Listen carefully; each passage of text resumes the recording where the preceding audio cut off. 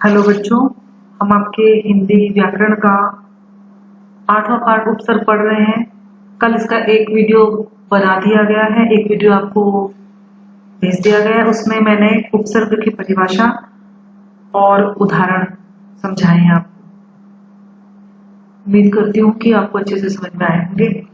आज हम उसके आगे का पढ़ेंगे। तो उपसर्ग हमने पढ़ लिया है और इसके आगे के जो आगे क्या पढ़ेंगे आज उसके भेद पढ़ेंगे और उसको हम उदाहरण के साथ समझेंगे।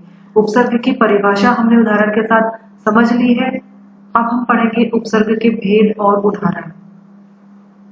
चलिए आगे बढ़ते हैं टॉपिक पर। यह है आपका चैप्टर उपसर्ग, जिसको हिंदी में उपसर्ग बोलते हैं और इंग्लिश में बोलते हैं प्रीफिक्स। और एक बार शॉर्ट में रिपीट कर लेती हूँ, उपसर्ग किसे कहते हैं। उपसर्ग दो शब्दों से मिलकर बना होता है। उप और सर्ग, उप का अर्थ होता है समीप और सर्ग का अर्थ होता है सृष्टि करना। ये वो शब्दांश होते हैं जो किसी भी शब्द के आगे लगते हैं और उसके बाद उसके शब्द के अर्थ में विशेषता ला देते हैं, प्रतिकूलता ला देते हैं। मतलब शब्द के आगे जो ऐसे शब्दांश होते हैं कि जिनके लगने से शब्द के अर्थ में परिवर्तन हो जाता है और नए अर्थ वाले शब्द का निर्माण हो जाता है, उनको उपसर्ग बोलते हैं। तो सिंपल से सिंपल वे में तरीके से हम ये समझ सकते हैं कि जो मुख्य शब्द होता है, जो मूल शब्द होता है, उसके शुरू में जो भी लगता है, जिनको लगने के बाद उसका अर्थ बदल जाता है, उनको हम उपसर्ग बोलते हैं। इनका उपसर्ग जो होते हैं, इनका इंडिविजुअली इतना महत्व नहीं होता है। इनका थोड़ा अर्थ निकलता तो है, लेकिन मतलब इनका कोई प्रॉपर सभी वर्ड्स का कुछ ऐसे प्रॉपर अर्थ भी नहीं निकलता है और इनका इतना महत्व नहीं होता। इंडिविजुअली इनका इतना महत्व नहीं होता है।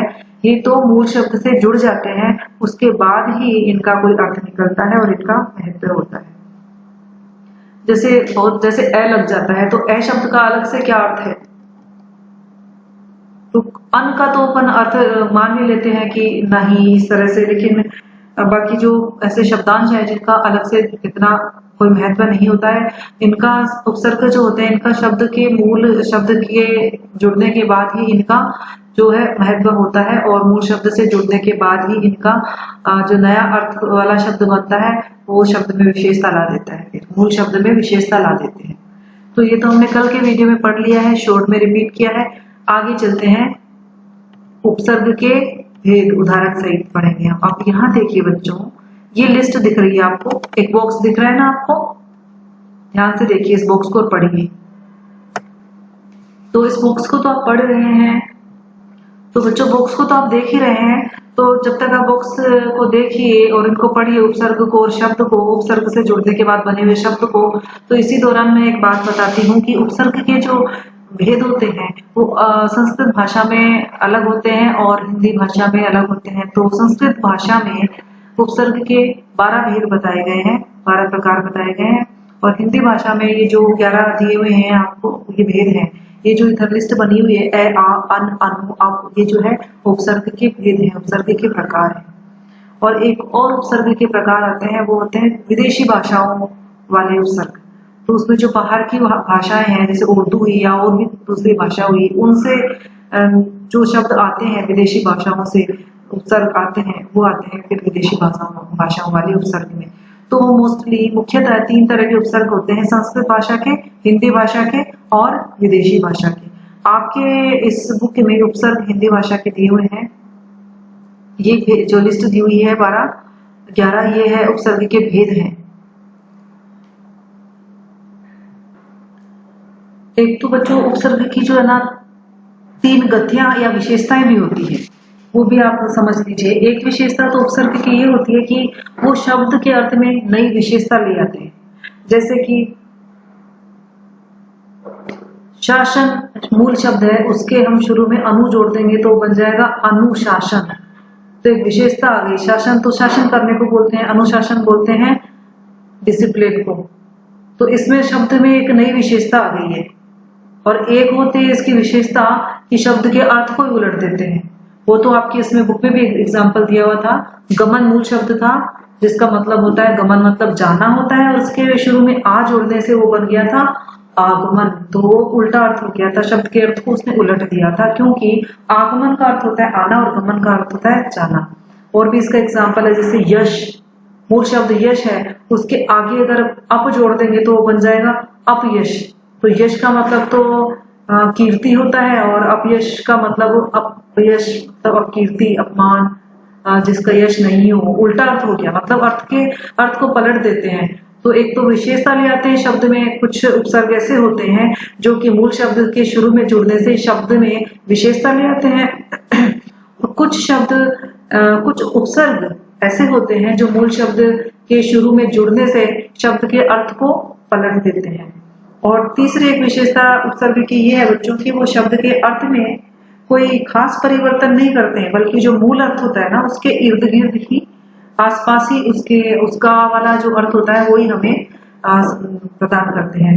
जैसे कि इसका एग्जाम्पल आपके दिया भी था, उसमें नाश का मतलब नष्ट होना, उसके शुरू में जोड़ दिया था वी, उपसर्ग जोड़ा था वी, और वी जोड़ने से बन गया था विनाश। तो वो शब्द जो है मूल अर्थ के आसपास ही उसका अर्थ रहता है।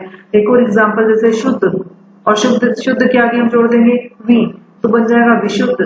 तो वो भी वही अर्थ होता है उसका भी, वो तो मूल शब्द वाला ही अर्थ उसमें रहता है। तो तीन विशेषता होती है, एक तो अर्थ का विशेष बना देता है, विशेषता ले आता है अर्थ में, एक अर्थ को पलट देता है, चेंज कर देता है, मतलब अर्थ ही भिन्न हो जाता है, एक तरह से ऑपोजिट हो जाता है, विलोम अर्थ हो जाता है। और एक जो होता है वो सेम ही उसका अर्थ रहता है, वही अर्थ, समान ही अर्थ रहता है। तो ये तीन विशेषताएं होती हैं उपसर्ग की। और बच्चों, मैंने कल आपसे कुछ पूछा था जिसका रिप्लाई मुझे किसी भी बच्चे ने नहीं दिया। मैंने आपको एक मूल शब्द दिया था और उसके लिए आपको एक काम भी दिया था कि उसके आगे जो है आपको उपसर्ग लगाने हैं, जिससे कि उसका उपसर्ग लगाने के बाद उसके कौन कौन से अर्थ निकलते हैं, वो मैंने पूछा था। तो मैंने एक शब्द दिया था आपको हार, जिसके दो अर्थ मैंने बताए थे, एक तो माला और एक हार जाना। और उसके तीन जो उपसर्ग लगा के तीन शब्द तो मैंने आपको बना के दे दिए थे। तो इसके तीन शब्द जो मैंने दिए थे, मैंने आपको इसके हार के शब्द के पहले उपसर्ग लगाया था आ, और जो बन गया था आहार, जिसका अर्थ होता है भोजन। एक मैंने आपको बताया था हार से पहले उपसर्ग लगाया था प्रहार बना था, जिसका अर्थ होता है चोट लगना। और एक मैंने बनाया था उपहार, उप लगाया था उपसर्ग तो बन गया था उपहार, जिसका अर्थ होता है सौगात और भेंट। और इसके आगे और भी उपसर्ग लग सकते हैं, और उपसर्ग लगने के बाद में और भी ऐसे नए अर्थ वाले शब्द बन सकते हैं जो मैंने आपसे पूछे थे कि इनके अलावा आपके दिमाग में कोई भी ऐसा शब्द हो जो हार में मूल शब्द के पहले उपसर्ग लगाने से बनता हो, वो मुझे कमेंट बॉक्स में कमेंट करके जरूर बताना। तो कल का काम है, कल नहीं किया लेकिन आज आप ध्यान रखना कि आपको करना है, हार से पहले इन तीन शब्दों के अलावा कौन से शब्द हैं जो आप बना सकते हो, वो आपको लिखने हैं कमेंट बॉक्स में। क्लियर हुआ बच्चों? तो अब ये जो बॉक्स है इस पे चलते हैं अपन। ये बॉक्स दिया है, उसमें ये वाले जो वर्ड्स हैं ये सारे उपसर्ग हैं, अ, आ, अन, अनु, अप, उप, नी, निर और निस, दुर और दुस। अब यहाँ पे ये उपसर्ग लगा के यहाँ शब्द लिखे हुए हैं, 5-5 शब्द लिखे हुए हैं। जैसे अ लगा के बनाया है, जर है ये, तो जर के आगे अ लगा दिया तो बन गया अजर। मर है, मर के आगे लगा दिया बन गया अमर। अथा, अमूर्त, अज्ञान, मतलब अ लगा दिया, ये जो मूल शब्द है इसके आगे अ लगा दिया। आ लगा के बनाया आजीवन, आगमन, आजन्म, आदान। अन लगाने से बना अनपढ़, अनजान, अनगिनत, अनबन। अनु लगा के बना अनुज, अनुगमन, अनुकरण, अनुराग। अप लगा के बना अपयश, अपमान, अपशब्द, अपहरण। उपसर्ग लगाने के बाद बना अहंग, उपग्रह, उपप्रधान, उपदेश, उपकार। नी लगा के बना निबल, निडर, निवेदन, निवास। और निर लगाने से बना निर्बल, निर्भय, निर्मल, निर्वासन। निस लगाने से बना निश्चल, निष्बल, निष्फल, निष्कासन। दुर लगाने से दुर्गम, दुर्दशा, दुराचार, दुरुपयोग। दुष् लगाने से दुष्कर, दुष्कर्म, दुस्साहस और दुराचार। ये शब्द बने हैं उपसर्ग लगाने के बाद में। तो ये बच्चों उपसर्ग के भेद हैं और ये उपसर्ग लगाने के बाद बने हुए शब्द हैं। 5-5 शब्दों के आपको उदाहरण दे दिए गए हैं। तो आपकी बुक में जो उपसर्ग लिखे हैं वो मिक्स ही हैं। ये जो उपसर्ग हैं ये हिंदी और संस्कृत भाषा के दोनों के मिक्स हैं, मिले जुले हैं।